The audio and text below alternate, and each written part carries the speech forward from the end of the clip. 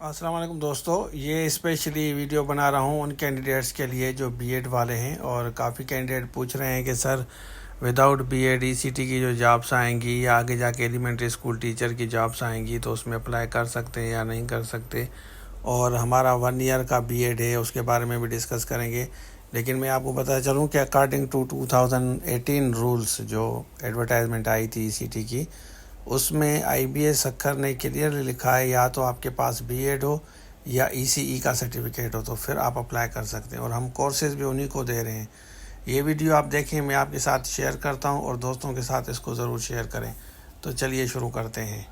اچھا دیکھیں، یہاں لکھا ہوا ہے higher education commission of Pakistan متوجہ ہوں تمام یونیورسٹیاں، والدین و طلباء، 1 سالہ بی ایڈ پروگرام کے بارے میں ڈسکس کیا جا رہا ہے۔ اعلان کیا جاتا ہے کہ 1 سالہ بی ایڈ پروگرام 2016 سے مکمل طور پر ختم کر دیا گیا، 2016 کے بعد کا کہہ رہے ہیں۔ Primary teaching certificate P T C یا certificate of teaching C T اور ڈپلومہ ان ایجوکیشن پہلے سے ہی تمام یونیورسٹیز، ملکہ کالجوں اور دیگر ہائر ایجوکیشن انسٹیٹیوشنز کے لیے ختم کر دیے گئے ہیں۔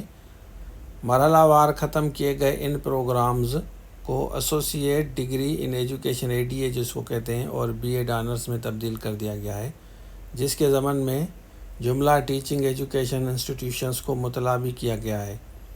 ایچ ای سی کے نئے منظور شدہ ٹیچر ایجوکیشن روڈ میپ کے مطابق ایچ ای سی کسی بھی ایسے طالب علم کی 1 سالہ بی ایڈ ڈگری تسلیم نہیں کرے گی جنہوں نے کسی بھی ہائر ایجوکیشن کمیشن انسٹیٹیوشنز میں اگست یا سپتمبر 2016 یا اس کے بعد سے داخلہ لیا ہو۔ نوٹ کر لیں، اگست یا سپتمبر 2016 کے بعد۔ تو یہ ڈی جی صاحب نے یہ باقاعدہ آپ لوگوں کے ساتھ شیئر کیا ہے، ایچ ای سی کی ویب سائٹ پہ بھی اویلیبل ہے۔ تو 1 ایئر کی جن کے پاس ڈگری ہے 2016 کے بعد، وہ آپ ڈگری ویلڈ نہیں ہے تو آپ اس بیسس پہ اپلائی نہیں کر سکتے۔ اب آپ کے پاس جو ہے یہ ایک پروف ہو گیا کہ ہائر ایجوکیشن کمیشن نے اس ڈگری کو ختم کر دیا ہے۔ باقی ای سی ٹی کا کورس انہی کو دیں گے جن کے پاس 1.5 2 ایئر یا 4 ایئر بی ایڈ ہے یا ای سی ای کا سرٹیفکیٹ ہے، وہی لے سکتے ہیں۔